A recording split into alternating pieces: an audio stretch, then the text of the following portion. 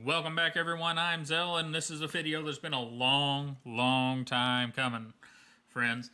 There were some mix-ups, some accidents, and I actually did not have a Roxi 4 in my possession whenever the knives went live, except for the prototype. So, my mistakes, not anybody else's, but I now have both colors of the Roxi 4, and we're going to go through them. So, what we have here is the descendant of the field chopper.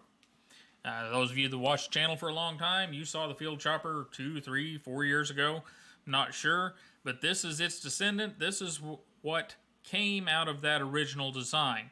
And with We Knife Company, we of course get all of the good stuff. So let's get a look at the specs, because that's kind of an important part of this one. We've got an overall length of 9.06 inches. Got a blade length of 3.98, so it is under 4 inches, just slightly. Cutting edge of 3 3/4 of an inch, and a blade thickness of 0.16. So this is a full size, full go, heavy duty, medium heavy duty Wharncliffe-ish blade. We'll talk about that here in just a minute. It is flat ground, stone washed, S35VN. Really thinly ground. We Knife Company did a great job with that. We have a handle thickness of 0.49, just under an inch, and a weight of just under 5 ounces. We'll verify that because you guys get all niggy about that kind of stuff and no reason to, but we'll weigh it anyhow. There you go, we're on carats, so mark down your carat weights. Tell your wife that you want 707.5 carats. There you go. Let's go, there's the unit button.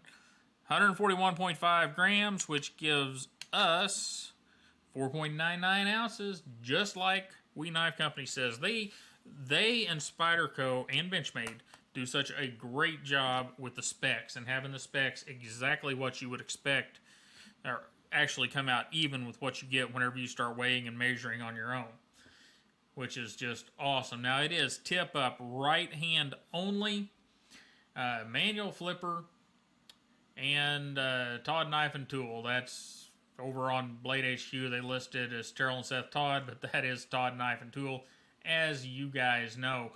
And price on these is $259.25, and I think this one is a smidge cheaper maybe. So right in there in price too with everybody else. And guys, this is the big boy.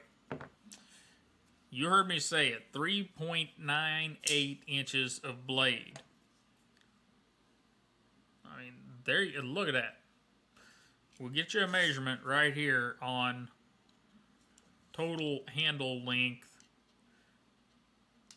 Grippable handle length is approximately 4.23. Before you get down to there, you're 3 1/4. But unless you've got really mondo hands and you hold the knife the way we intended, this one should be big enough for anybody. Now, people are going to ask about, I guess we should go through materials all real quick. Ceramic ball bearing, ceramic detent, S35VN, as we said, 6AL4V titanium.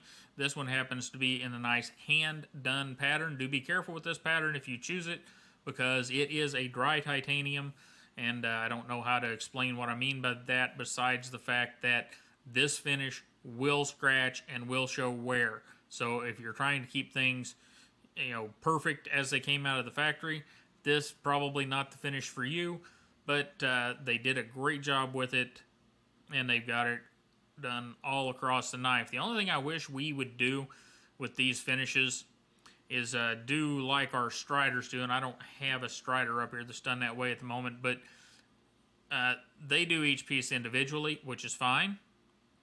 But if you look at a Strider and you look at the lock side of the knife, whenever they do the knife, they've got the pocket clip on there, and they run over the pocket clip with the torch just at the same time they're doing everything else, so that the pattern is completely consistent across the side of the knife, which is cool as well. And probably my preferred way, but you may like it the other way, and that is super cool. Ergonomically, this is a big Wharncliffe-ish chopper with very straightforward ergonomics. You've got a bigger choil right here, which protects you from the edge, and you have an edge that terminates right in front of that. The whole plan there is give you as much edge as possible, no edge to get hooked in anything, because I'm sure you guys have taken, in fact, we were talking about them, so we'll get one out. One of my favorite knife brands, Strider, you get this big old hook. Now, that hook is there for a mechanical reason. That's where your stop goes, your blade stop for closing the knife. But the problem with that is, in my opinion, is I stick this in a box, and I have to stab that box, and I go to pull it out, and it gets hooked right here, and it's harder than it should be to pull it out. Now, if I were going to redesign a Strider, I would get rid of this, and I would move that bump that's back up here on the G10 to where it touches right there in the finger choil. That's what I would do. Mick does it differently, and I still love his knives, so there you go. I mean, obviously, I've got one of these old guys, I've got one of these, and I've got another SMF put away somewhere that it's actually over in the cabinet. I carry it a lot. But that's what I would do to change it. And that's not what we've done here with these models. We do have some models coming in the future that have that sort of stop pin arrangement. These do not. These have kind of a standard stop pin arrangement. Now, people are going to ask. It was asked with the Roxi. Let me grab a Roxi. How do you flip a knife with a flipper tab that is, well, let's just get a measurement on it because I don't remember how much it sticks out. We'll use the depth gauge here. This sticks out 0.135 inches or 3.5 millimeter. How do you flip the knife? Well, it's all about how everything's put together. The Roxi flips every time if the knife is set up right, and it'll even flip on a loose knife. You get a knife that's really, really, really tight, got a really tight, see, this one's kind of tight. It's not been broke in. I usually carry the black one. That Stealth model is my favorite. But it flips every time if the knife's set up right.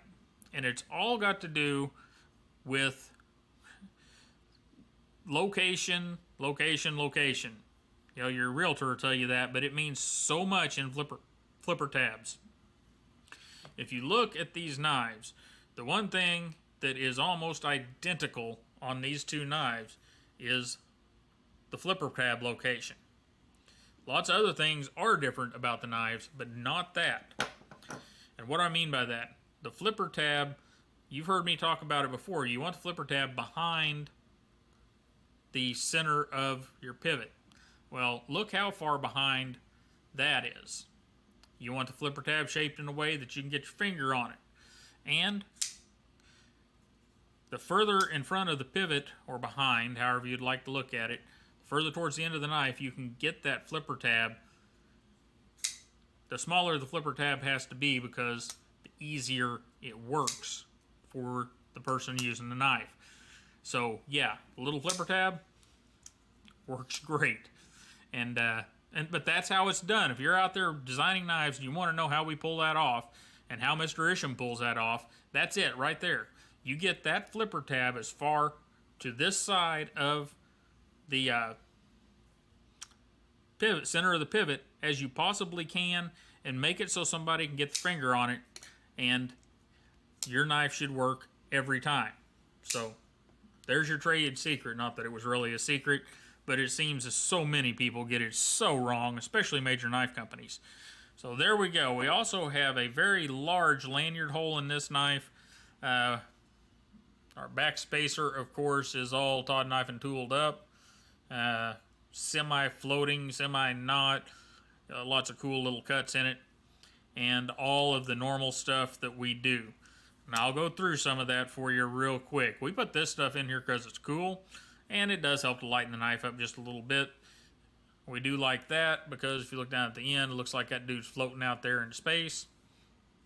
You get your Todd Knife and Tool style pocket clip.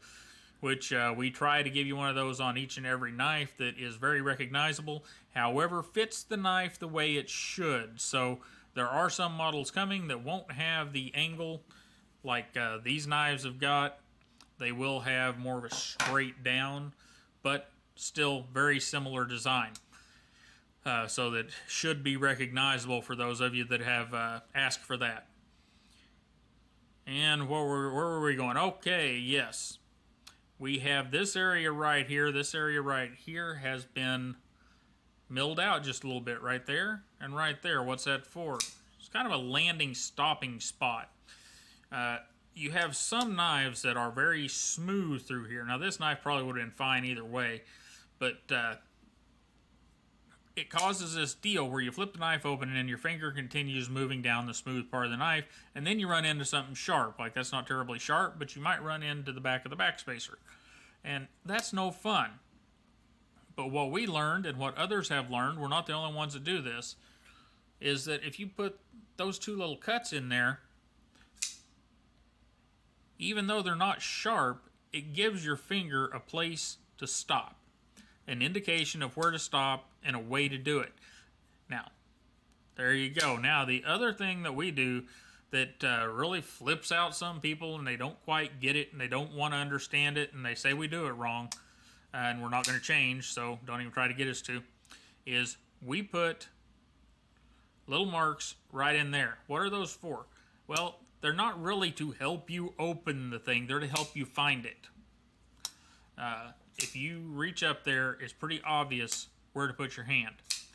And that's why they're on both sides.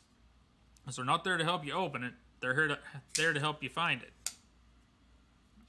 And the thing that we do that people don't have questioned is there's no raise on the lock side. There's no lower on the show side. If you take those two handle slabs apart, put them against each other, and you screw them down tight to one another, they would be mirror images minus the lock interface stuff. There would not be any raise or lower right here or anywhere else. They exactly match. And there's a reason we do that, and that reason is this. Get a hold of this knife. If this is raised up, you get that deal that people were really, really complaining about with some other knife companies where somebody would torque something and get that knife to come unlocked, and then theoretically they cut their hand off or whatever. Well, we don't want that to happen to you, so we don't do those things. You've got an equal level, exact mirror image on both sides, and that minimizes the chance of you doing that because you don't have anything raised up there on the lock side to get your hand caught on to help it go open. So there you go. I don't know if I have explained all of the little Todd knife and tool things. I will tell you that this knife was purposely not milled out because milling the inside of this knife out, we tried one, and it gave it a funny weight, a funny feel in the hand. And it is a heavier knife. Your balance point, I can't get it because I'm not good at this, but your balance point is in the finger choil, and that's where it felt right. We started lightening up the knife, and it didn't feel right in the hand. So for all of you that think you have to lighten everything up, this isn't the knife for you. I'll just tell you that right now, because there are no lightning pockets in there. The only lightning we do is the dead even stuff on the outside of the knife, which actually adds up to quite a bit. If that wasn't done, this knife would be closer to 5.5 ounces probably. But that I want everyone to know so that we don't get, or so that you're informed in your purchases. So there you go. One last thing that I do want to show you, because I don't want people going, oh my God, it was listed as a Wharncliffe. It's not a Wharncliffe. You see that tip, how it's not touching the bottom of the sharp maker box? That's because it's not a 100% straight flat Wharncliffe. That is also done on purpose, because while a 100% straight and flat Wharncliffe is good for some things, it is not always the best for everyday use. And we tried several different blade shapes for Wharncliffes. And I guess you could say they were all Wharncliffes, but several different things to a Wharncliffe to make it better for everyday use. And that's what we fell on. Same thing on the Roxi. Roxi, I believe, is a little more... Roxi is a little less pronounced, but it's there as well. It's not a 100% flat blade. So, the only knife I have up here of the standards is a Rat Model 1. So we'll throw one of those out there with it. And there you go. The We Knife Company and Todd Knife and Tool Roxi 4. Seth and I had a lot of fun bringing it to you. A lot of heartache too. That one was a long time coming. And we've got more on the way for you guys. There's more We Knives coming. There's more knives from other companies coming. And we love you guys. Don't forget to like, share, and subscribe. I'm trying to do better about getting on Instagram, letting you guys know what's coming up. It's been rough around here lately. I don't know, maybe I'll make a video explaining some of that, but just believe me, it's been a bit tough here over the past several weeks. And I'm doing what I can to get the videos pushed out. This has been the Roxi 4 from We Knife Company and Todd Knife and Tool. You guys have a wonderful day. Don't forget to like, share, and subscribe, and I will see you next time.